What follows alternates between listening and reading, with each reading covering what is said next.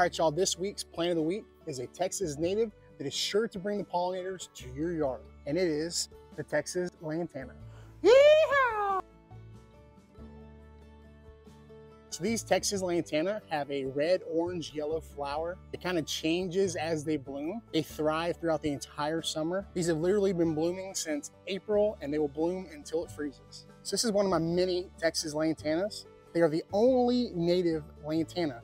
Any other lantana you see is probably from Asia, which can be invasive, but that is not the case with these. Unlike most other lantanas, these will get about 6 foot tall to 6 foot wide. I've actually pruned mine up to a single stem. I actually got 2 of them at a big box store. They were really long and lanky on the clearance aisle, and I staked them up and just kept them pruned up, and these are about 2 to 3 years old. The reason I love these lantanas so much is because they have these little tubular flowers that attract the hummingbirds, the bees, the butterflies. Everything just comes to this lantana. I actually stopped putting out hummingbird feeders altogether because I have so many flowers, especially these lantanas. They don't want anything to do with the artificial stuff. They want the real thing, and they get it with the lantana. These lantanas are perennials. They will die back in the winter and come back from the root. I keep mine in containers because I turned them into a single stem, and I put them in the greenhouse or the garage during the winter because I don't want to lose that awesome single stem action I got going down there. It took a lot of work to do that, so I want to keep this guy alive.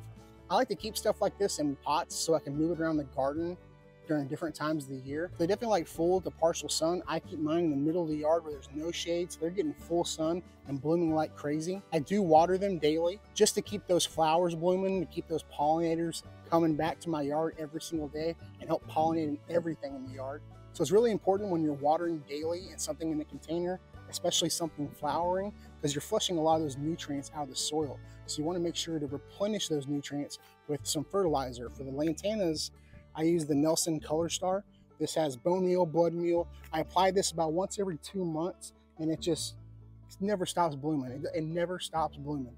So I can't recommend the Color Star enough. You can use this on all your flower beds, pretty much all flowering plants. This is awesome stuff. These lantanas are super easy to propagate. I have several videos showing you how I propagate stuff on my Instagram, TikTok, YouTube.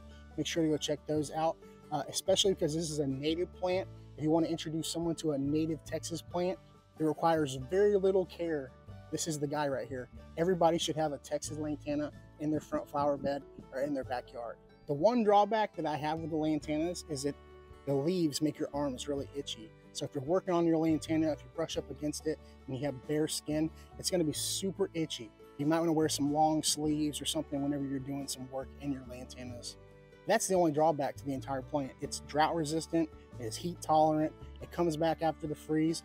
Can't go wrong. So I hope y'all consider adding a Texas lantana, this native Texas beauty, to your landscape. And I'll see y'all next week.